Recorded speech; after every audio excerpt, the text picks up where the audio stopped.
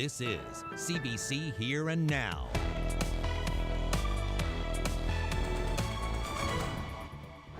You can't say I would never hurt my child and smother her at the same time. That's not love. Tonight, apology rejected. Trent Butt gets a life sentence for the first-degree murder of his 5-year-old daughter, Quinn. And as the campaign heats up, some new candidates come on board, including one name you might recognize. Plus, the leaders fan out to meet voters and a rift among Liberals on the west coast of the island. Good evening and welcome to Here and Now. A Carbonear father convicted of killing Quinn Butt, his 5-year-old daughter, has been sentenced to 25 years in prison without parole. Now, Trent Butt has also been sentenced to 3 years for burning the home that he co-owned with his former wife, Andrea Goss. Here and Now's Mark Quinn reports. Trent Butt apologized for the death of his daughter today, but his words were rejected at least twice. First by Justice Donald Burridge, who said, "I, for one, don't accept your apology," and then again by Andrea Goss, the mother of Butt's victim, Quinn Butt. I never ever thought I would hear the word sorry, even though they rang on deaf ears. There's no sorry there, I don't think. You can't say I would never hurt my child and smother her at the same time. That's not love. Almost exactly 3 years after the murder, Goss said her life has been irreparably damaged by Butt's actions. That was my child. That was my life. I get up every day and have to come to the realization that I'm not a mom anymore, and find it hard to get out of bed every day, and that's what he did to us, and I can never forgive that. Goss says she's working hard to move forward and continue honoring Quinn.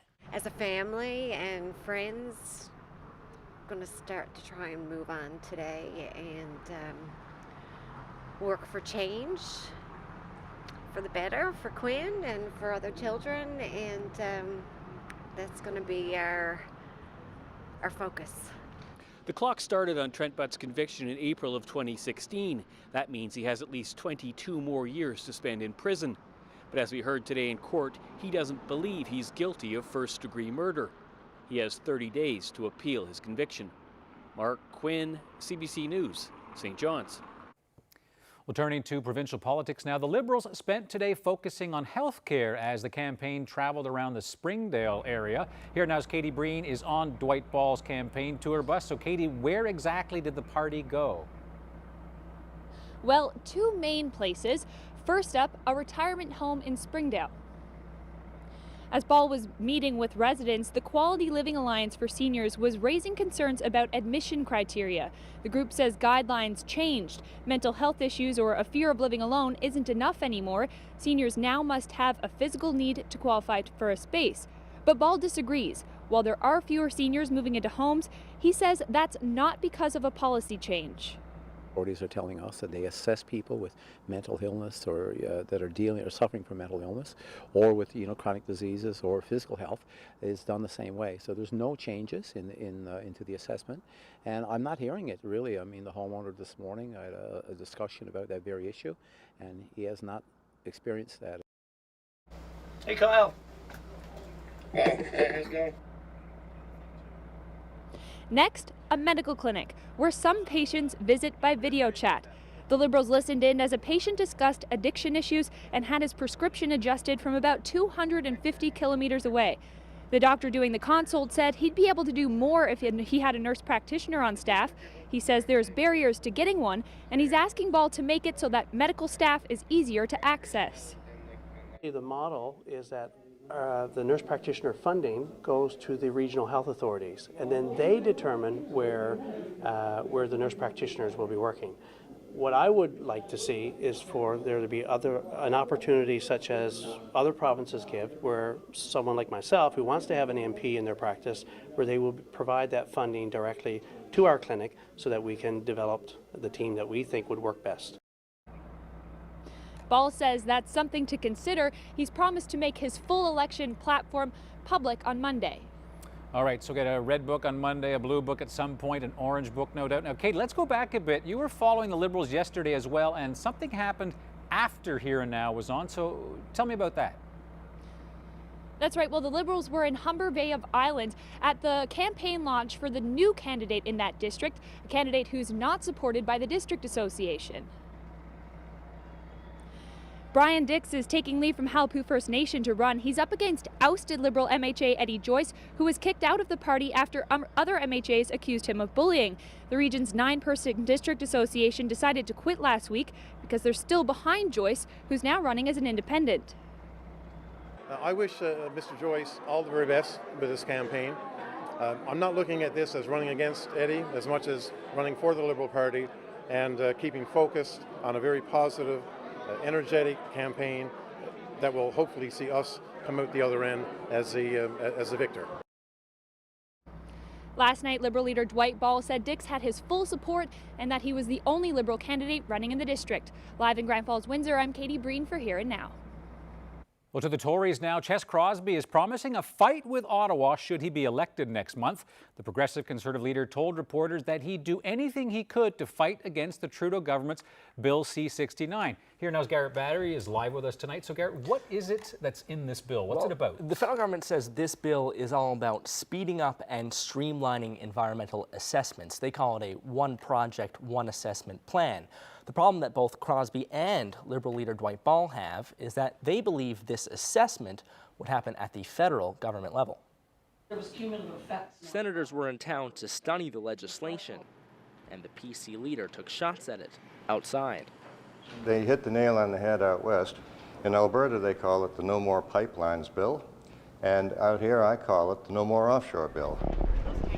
It would create a new environmental assessment agency. Crosby says it takes powers away from the province. That legislation, which is federal, would remove from Newfoundland and Labrador, under the Atlantic Accord, our ability to control the pace and mode of development. It's going to take it from our Natural Resources Minister and give it to the Ottawa Minister in charge of climate change. You know where that's going to lead. Crosby has allies in this fight. Dwight Ball and Siobhan Cody have told this committee that C-69 gives Ottawa a veto on oil and gas development and said that's gotta go. A new senator is also on their side. As Newfoundlanders and Labradorians, we need to remain faithful to the Atlantic Accord. We need to ensure that we maintain the jurisdiction that we currently have with respect to the CNL OPB. The PC leader told reporters he's ready to go to court. I will fight back against this invasion of our powers. And says he's not fighting a losing battle. Ethical oil, that sounds an awful lot like light cigarettes. I know something about light cigarettes. Unless you think that you can stop the world from consuming oil tomorrow or next year, then what we have to offer is the best oil the world can consume. There are a few hypotheticals involved here, of course, but because before a lawsuit can be filed, Crosby has to win next month, and the federal government also has to get their bill, Bill 69, through Senate. I've actually just heard just a few moments ago from a spokesperson for the federal government. It says the bill, as planned, will protect the role of the CNLOPB in legislation, and it's also their opinion that it upholds the Atlantic Accord principles. All right, Garrett, good to see you in studio. Used to seeing you in Central, but good to have you here. Thank you very much. All right, it's Garrett Barry. Now, in some late-breaking political news, Bill Matthews, Ches Crosby's chief of staff, announced this afternoon that he is going to go for the Tory nomination in Buren-Grandbank. That would put him up against Caroline Haley, the minister responsible for the status of women. I want to be part of a Ches Crosby team that will give people hope, will create jobs and employment in this province, and most importantly for me, I want to be a strong voice in the House of Assembly for the people that I've been part of all my life and that I still care about deeply. Now, you may recall Matthews is a former member of Parliament on the Buren Peninsula. The then Tory crossed the floor back in 1999 and stayed on the Hill in 2008. And he was a provincial Tory in the House of Assembly for 14 years, from 1982 to 1996. So why is he running now? Is it his experience, or are the Tories simply desperate to fill their roster by Thursday's deadline? My interview with Bill Matthews later on Here and Now. Let's find out what's going on with the weather. Well, you can certainly see the onshore winds in play here. Take a look at these temperatures, 3 degrees up along the northeast coast. Otherwise, into the double digits as you head towards the west coast. Don't get used to these temperatures, though, because they are on their way down, and we can thank the next system that's moving in. You can already start to see that mess. It's rain right now, but it will be pretty messy as we head through the overnight tonight. A number of warnings already in place. Snowfall for the interior northward. Freezing rain warnings from Burgeo all the way through to the Avalon, and then we've got some wind warnings in the Wreck House area, Bay St. George as well. We'll take a look at what we're expecting as far as future tracker goes, and as we head through the night tonight, that system's going to continue to move further north, change over to rain, or rather ice pellets or freezing rain, and then continue to track further north as we head through the night tonight. A number of warnings, as I just showed you, somewhere between 20 to 30 centimeters of snow in some areas, and then between 6 to 9 hours of freezing rain. So certainly going to be a mess by the time tomorrow morning rolls around. I'll have your full forecast details coming up. Thanks, Ashley. Well, a major fire broke out early this morning in Packet on the Bayvert Peninsula. At one point, about 20 firefighters were battling this blaze at the United Church. Fire gutted the building, caving in the roof and destroying the church steeples. The fire broke out around 5 o'clock this morning, and crews from Woodstock and Bayvert were called in to assist. The church is one of the only historic buildings in the small community. The cause of the fire is still unknown.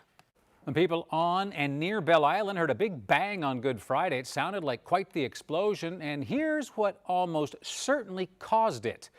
A huge chunk of rock fell away from the northern side of Bell Island. People there and in Harbour Grace, as well as Portugal Cove, reported hearing a house-shaking racket, and you can see there are other large cracks in that rock, and still the collapse apparently filled a number of caves in the cliffside as well. Now, 6 years ago, Town Council put up some signs in the area warning people to stay away for exactly this reason. The area is popular with tourists and hikers. Workers at a long-term care center in St. John's spent today's lunch break on the sidewalk protesting over working conditions. The Eastern Health employees say things are getting worse at the new Pleasant View Towers in Pleasantville. Here and Now's Cease Hare reports. The workers say they're understaffed and overworked, and they're on the eve of a crisis. The LPNs and personal care attendants rallied and waved placards saying they don't have enough staff for the work that's required.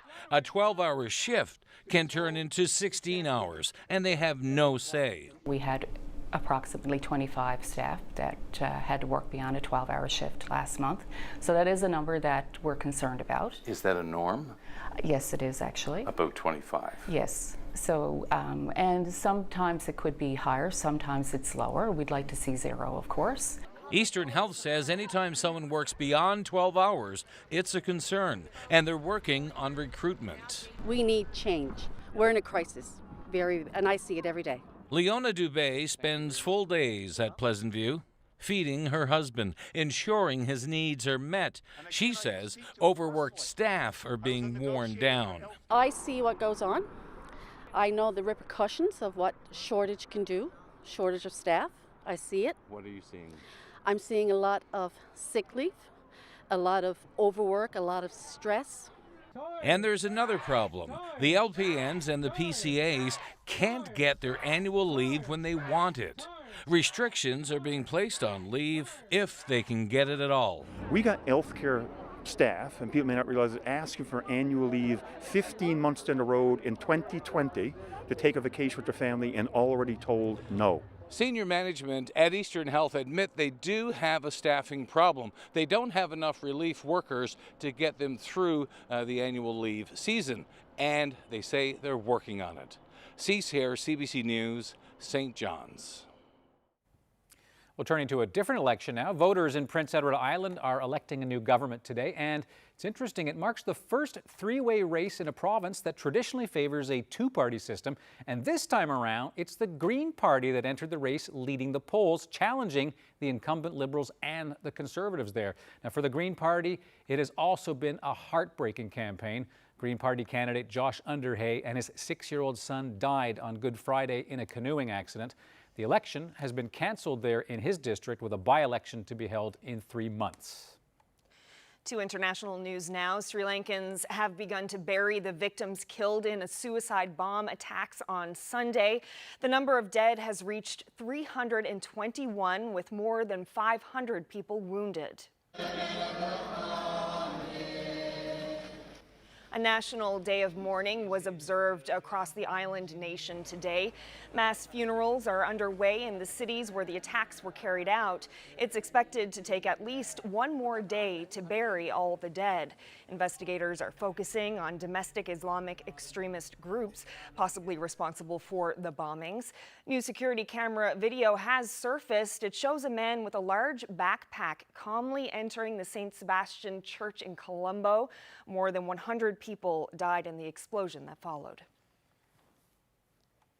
Well, back to St. John's now. If you were in the downtown area, you might have noticed a couple of things. First, the beautiful weather for a big chunk of the day, as well as the long lines of taxis that were receiving curbside service at the beer market. Here now, Stephen Miller has the details. During lunch and supper, the beer market became a drive-through. The only catch? You have to be a taxi driver. This is our first and hopefully annual Taxi Appreciation Day. We run a beer market. We serve a lot of alcohol. We wanted to make sure that the unsung heroes of the streets are really appreciated today. Gauchi says taxi drivers are instrumental not only in making sure their patrons, but also some of their staff get home safely. And the combination of good food and good weather made today the perfect day for it. We've been in operation for about 10 minutes and we've gone through already over 30 lunches, and we're hoping to probably do more than 100. So their lunchbox has a fresh turkey sandwich with a cranberry salad. It has a piece of fruit, a brownie, and water. The Appreciation Day was the brainchild of the beer market, and when staff reached out to the local chapter of Mothers Against Drunk Driving, they quickly agreed to partner for the event. Volunteers from both the restaurant and MAD were on deck to make sure the taxi drivers could get their meal and be on their way as quickly as possible. But many stuck around for a minute or two to express their appreciation. It feels excellent. People that work in the service industry, say in the clubs and pubs, they appreciate us anyway, big time, when we pick them up when they're done their shift and when they're on their way to their shift, because they're kind of in the same situation as they were into, right? Yeah, I guess both of you are in situations where you have to interact with people who are sometimes in less than ideal states. Yes. In this business, and probably their business too, you see the best and the worst of people, and sometimes it's the same people. The lunchtime rush is winding down, and if the steady stream of appreciative taxi drivers is any indication, Beer Market and MAD should have no trouble turning this into an annual event. Stephen Miller, CBC News, St. John's. Well, a St. John's runner was the second fastest Canadian in the Boston Marathon last week. Anne Johnston finished in 37th place among nearly 12,000 women who ran the race. She ran the 42-kilometer race in 2 hours and 43 minutes. And by the way, Johnston has also won the women's title at the Telly 10 3 times. Congratulations. No matter how difficult it is, people persevere and they really can make something for themselves no matter where they are. Still to come, meet the two documentary makers who traveled the province to talk with newcomers. The result? A film that aims to connect people through conversation.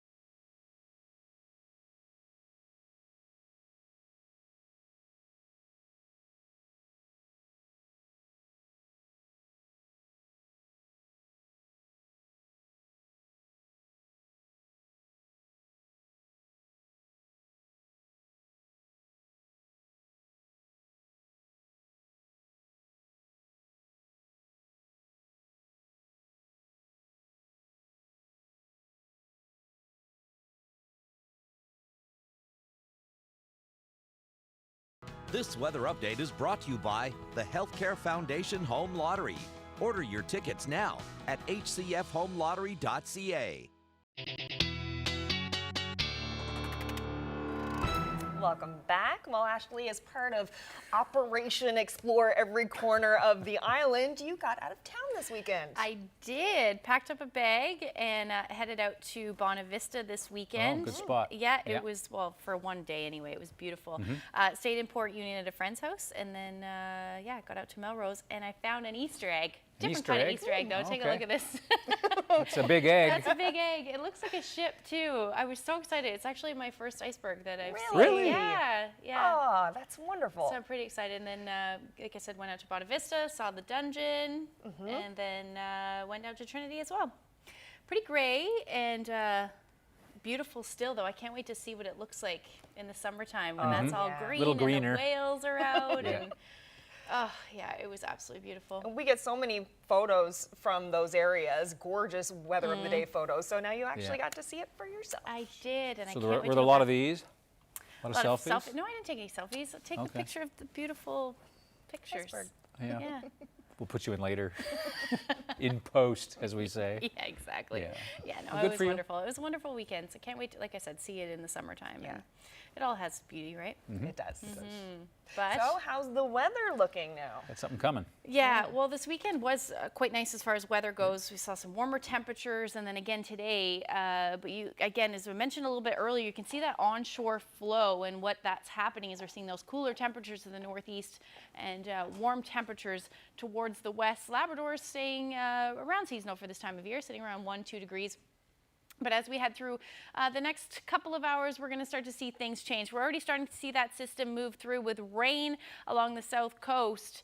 And as we head through the night tonight, we're going to see that continue to track a little bit further north. So through the overnight, we'll see it transition through to either flurries or freezing rain and then continue to track a little bit further north. Anywhere along this line is where we can see that freezing rain through to the early morning hours and then transition to snow for sure for the interior and towards the northeast coast.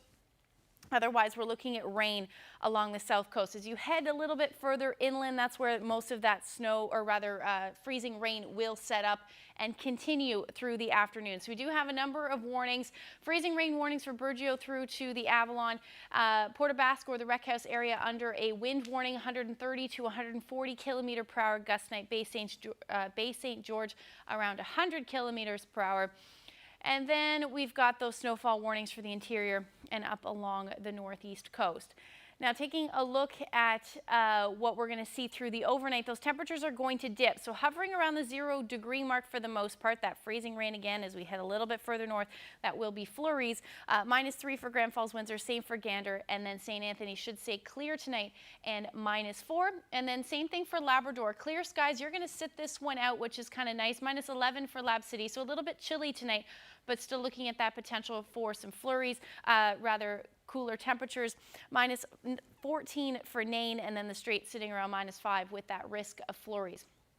As that system continues to track further north tomorrow, you're going to stick into mainly snow for the interior, and then eventually all that precipitation will move out after midnight. We'll see a little bit of a lull, and then the next system rolls in for Thursday, but we'll talk about that in just a little bit. So here's what I'm thinking as far as snowfall goes.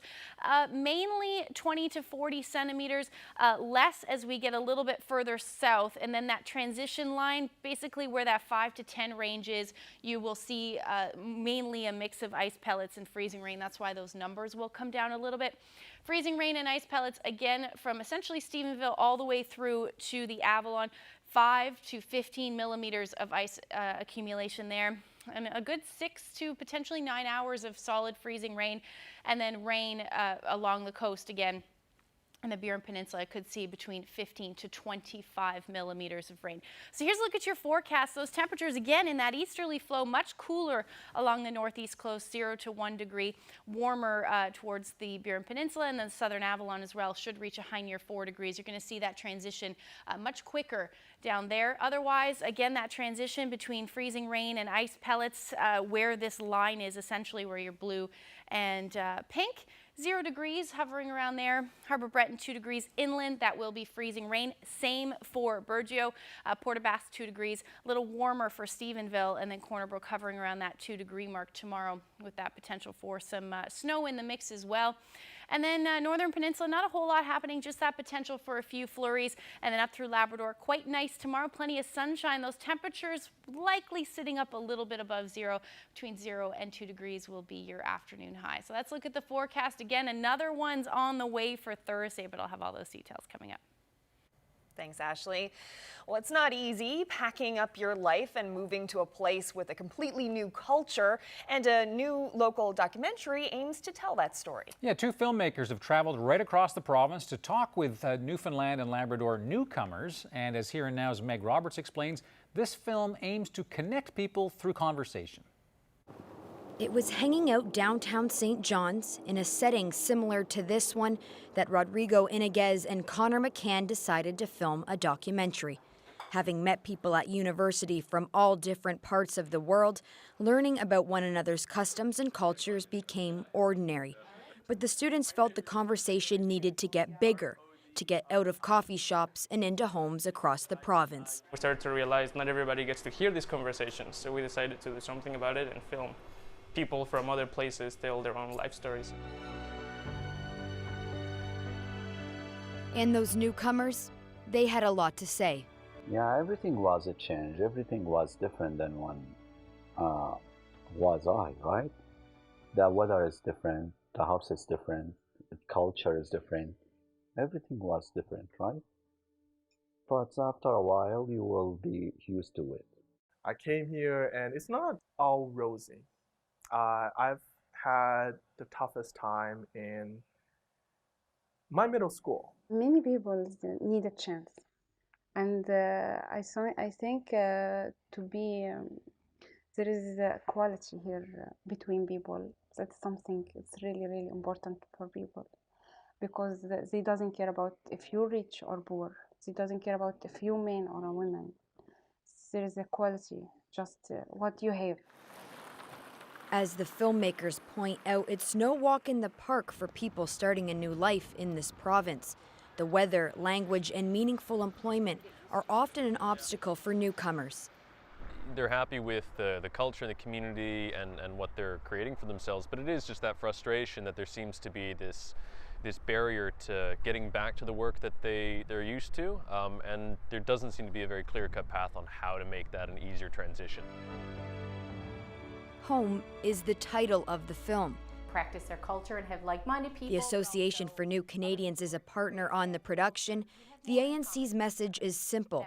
Tolerance comes with knowledge, and staff is hoping this film provides exactly that.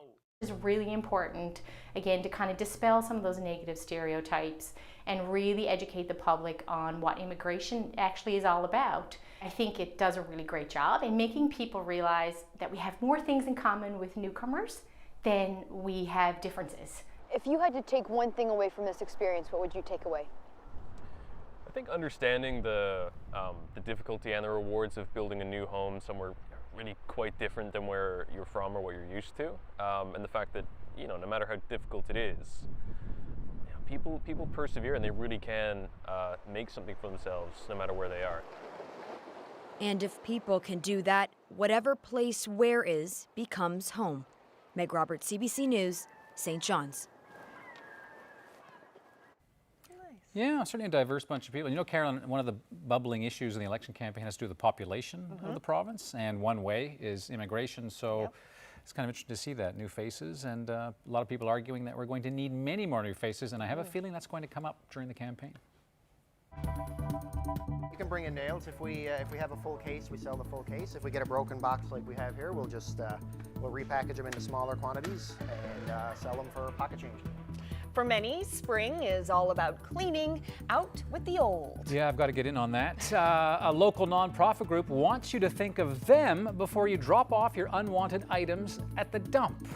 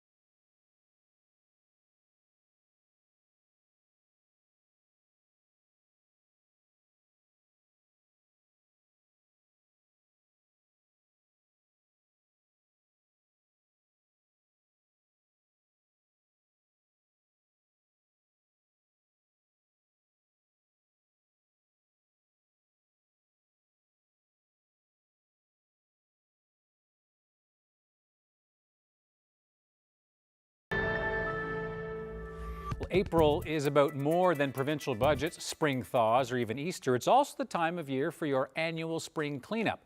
And Habitat for Humanity wants to help you out with your cleanup. And what they want you to do is choose them rather than selling or sending your stuff off to the landfill.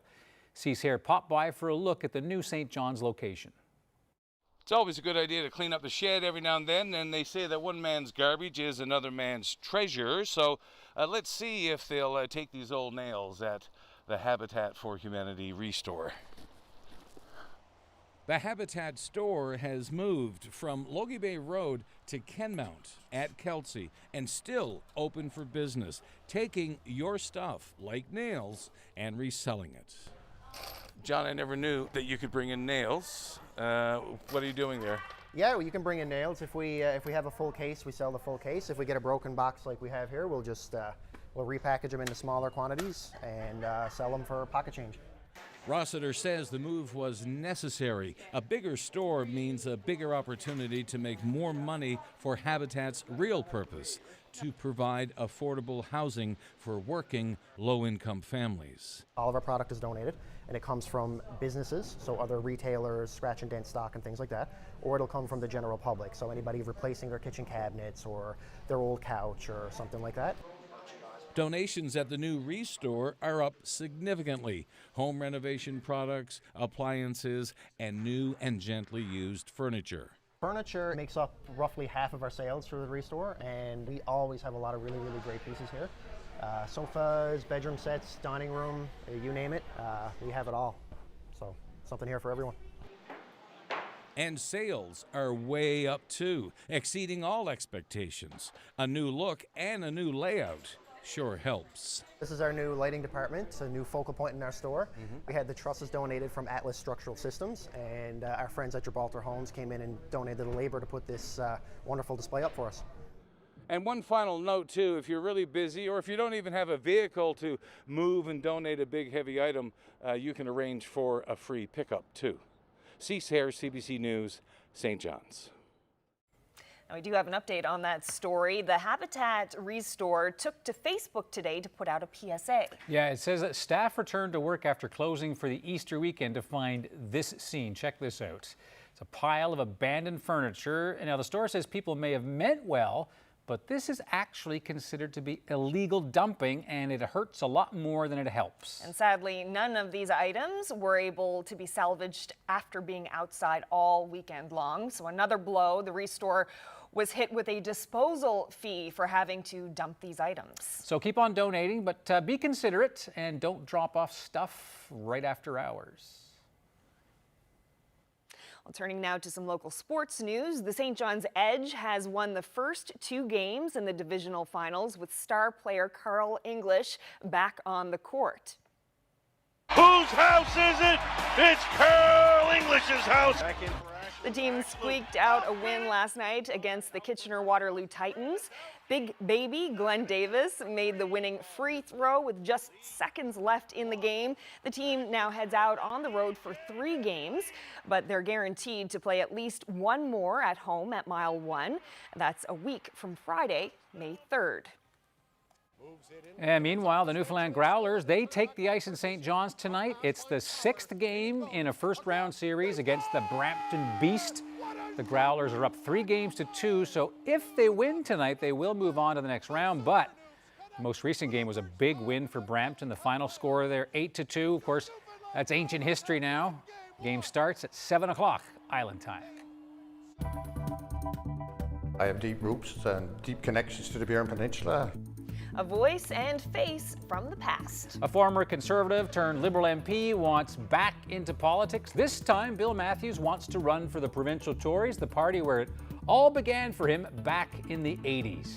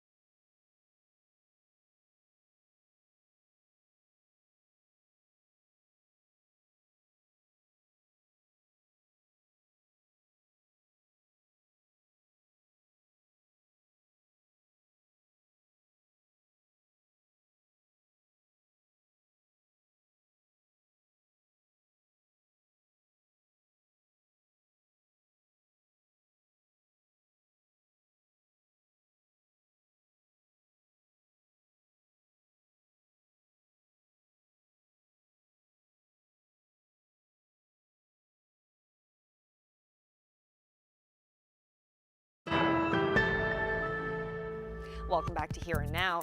More election news for you now. Bill Matthews, the politician, not the car guy, wants to get back into the game. Matthews has 25 years experience as an elected Tory and a Liberal in both the House of Assembly and House of Commons. He spoke with Anthony this afternoon. Political news from the Tories late this afternoon. Bill Matthews, Ches Crosby's Chief of Staff. Now you want to run? Yes, I do. What's up?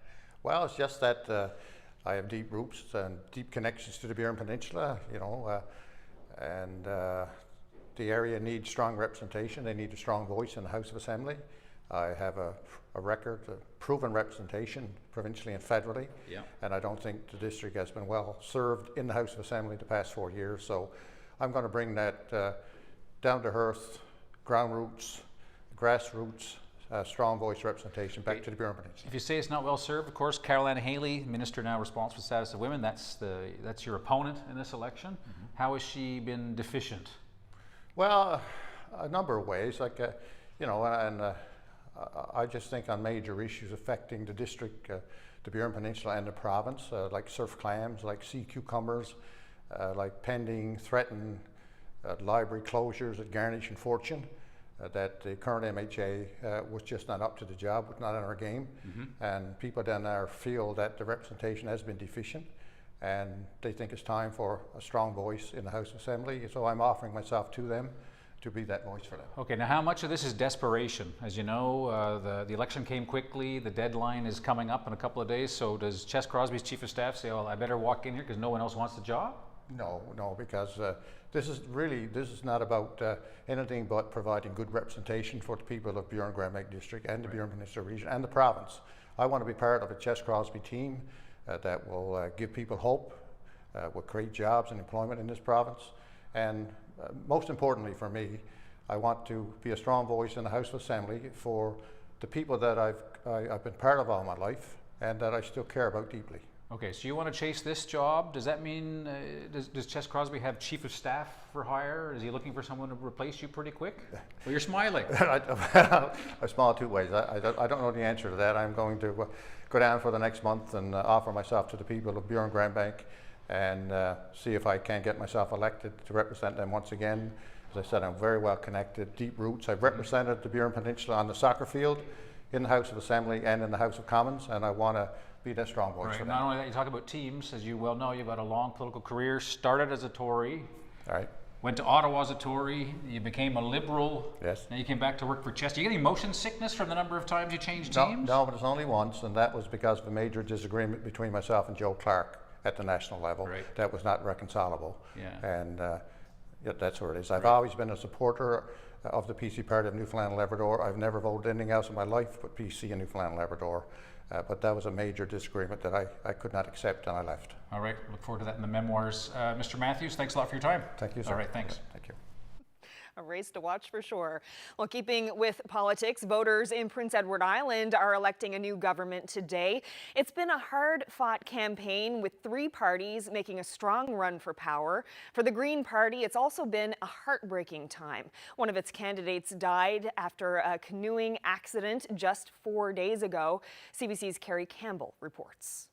This is the first three-way race in PEI election history because for as long as Islanders have been enthusiastically voting on election day, they've been electing either Liberals or Conservatives. But 4 years ago, that started to change. The Greens got their leader, Peter Bevan Baker, elected. And in this campaign, the Green Party came in leading in the polls in this three-way race with the Liberals and the PCs. That also raises the possibility Islanders could elect their first ever minority government today. It had been a fairly humdrum campaign, most notable for the extraordinarily civil tone of debate among the four party leaders. But then 4 days ago, tragedy struck. Green Party candidate Josh Underhay, a local teacher, 35 years old, died in a canoeing accident along with his 6-year-old son. That brought all campaigning to a standstill. All parties stood down out of respect. Islanders are still today paying their respects to Josh Underhay. But they're also voting because nothing in the past, not even a hurricane, has been able to stop Islanders from voting on Election Day. And there's something else they're voting on today as well, a referendum on whether to change their electoral system to mixed member proportional representation. So Election Day, always a big deal here on PEI. Today, added significance for Islanders who are voting. Kerry Campbell, CBC News, Charlottetown.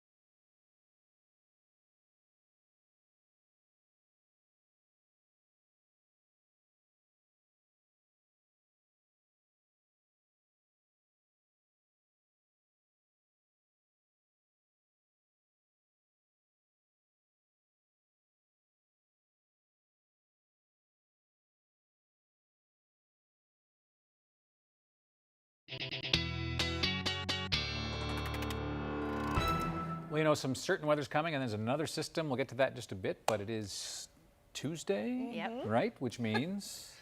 Sorry, the long weekend kind of... I know, it's confusing, it is. But yeah, it's Weather Whiz Kid Day. So we're going to welcome our newest member, Owen Osmond. And he sent us this lovely drawing of the CBC gem there in the corner. You can see it. Oh, yeah. I believe it's a little bird in the sunshine. Carboneer. 9 years old, yep, from Carboneer. I know exactly where he drew that. I can sort of see him. Oh, there he is. There he is there. Nice. Yeah. And a goalie. Yeah. The toughest player on the team. Yeah.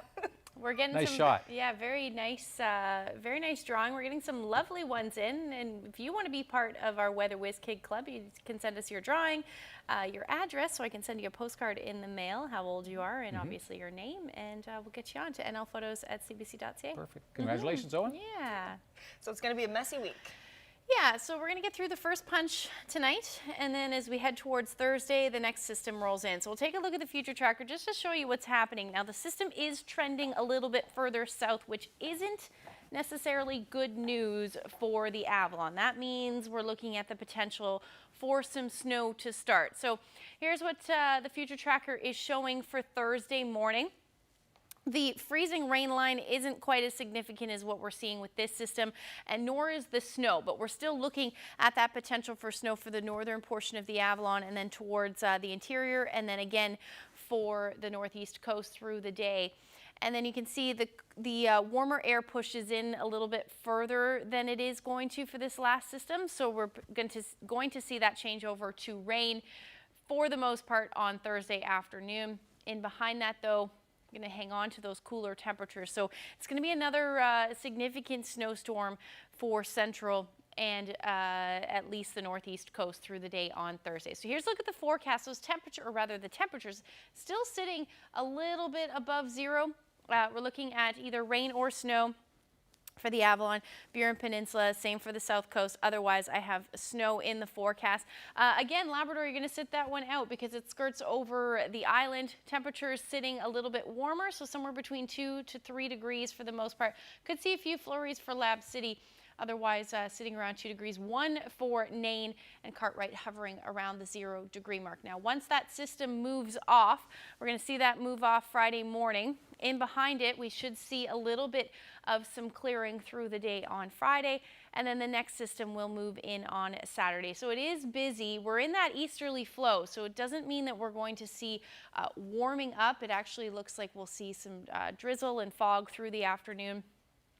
And then that next system rolls in. So again, warmer temperatures likely along the west coast, northeast coast, not so much. And then into Sunday, that one will affect Labrador, but it doesn't look like it'll be a super significant storm, but you're still looking at that potential for some snow, and then even some warmer temperatures for eastern portions, especially along the coast, and then towards Happy Valley, Goose Bay through the afternoon on Sunday, so either rain or snow. So here's a look at the forecast for the next 5 days. So you're going to hang on to that gray, or at least the gray skies right through Sunday for the most part. So Thursday, either rain or snow. Friday, drizzle and fog hovering around 3 degrees. A little bit of a warm up as we head towards the weekend, but again, it does look wet. And then for Central, tomorrow, 10 to 20 centimeters, could see as much as 40 in some cases. As much as that again potentially on Thursday. Now it is a little bit early, we'll talk about that tomorrow, but we could see some more significant snow. 6 degrees on Friday, and then rain moves in for the weekend, so 8 and 6 as your weekend temperatures. Western Newfoundland, wintry mix tomorrow. Wouldn't be surprised to see some snow in the mix there. Thursday, snow. Friday, some sunshine potentially, and then 7 and 8 degrees towards the weekend under gray skies, and then again that rain will move in. Eastern Labrador, enjoy that sunshine through Thursday. Friday's when things start to get a little bit more messy. 6 degrees though, but that snow will move in towards the evening hours, and then rain or snow on Saturday and Sunday. And then for Western Labrador, again, sunshine tomorrow, 2 degrees on Thursday, hovering above 0 right through Saturday. But again, that's when that next system will move in. So we're looking at snow for the weekend. So let's look at your forecast. We'll look at your weather photo when I come back. Carolyn? Thanks, Ashley. Well, it could be days before the flood threat passes in New Brunswick. Emergency officials want residents to stay alert. They say people in harder hit areas should be ready to leave on short notice. Most of the communities at risk are along the St. John River. Officials have issued a voluntary evacuation order for that region. Many roads and buildings are flooded and water levels continue to swell. Several schools there are also closed today. People are being warned to stay away from the river and its banks until water levels ease. Well, from those floods to flames, a large grass fire ignited a state of emergency today in Biggar, Saskatchewan, about 100 kilometers west of Saskatoon, and much of the town had to be evacuated as a precaution, and that included the town's hospital. I knew we were in good hands. I know some of the other patients were a little bit startled because, I mean, it happened so quickly. So, but the staff was awesome at keeping everybody calm, getting everybody out of there safe. Now, the fire started yesterday and it still remains out of control. Now, it seems to be moving away from the town now, but before the winds changed direction, the flames and the smoke there posed a serious threat to Biggar's 2,000 residents. Officials say so far, though, no reports of injuries or damage.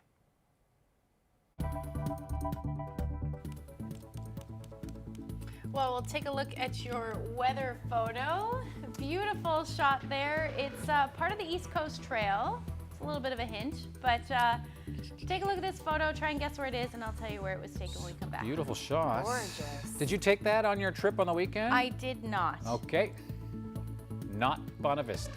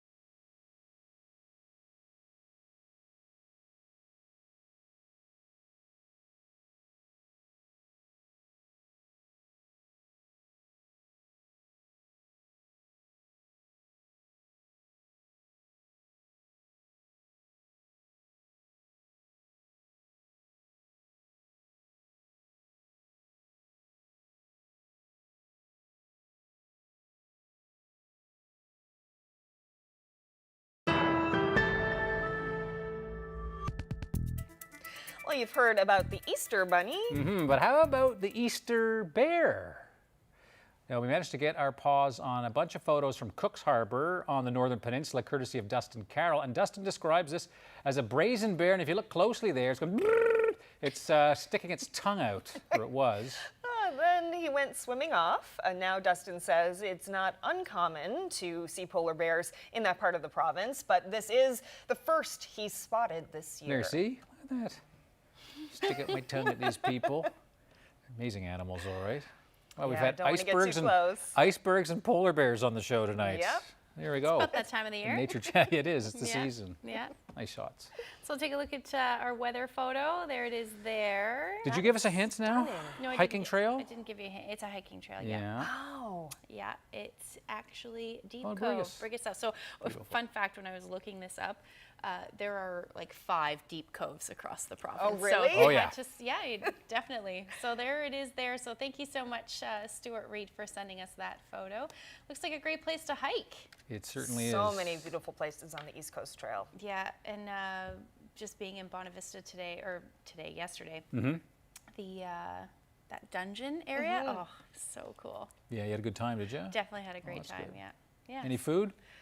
No, nothing's open. Okay, Right, it's seasonal. Yeah, It's so I seasonal. definitely have to go back come the summer and explore and do whatever. But And tonight, so apparently there's a hockey game on tonight. Is that right? Yes. There You is a think big so? hockey game on tonight. Yeah.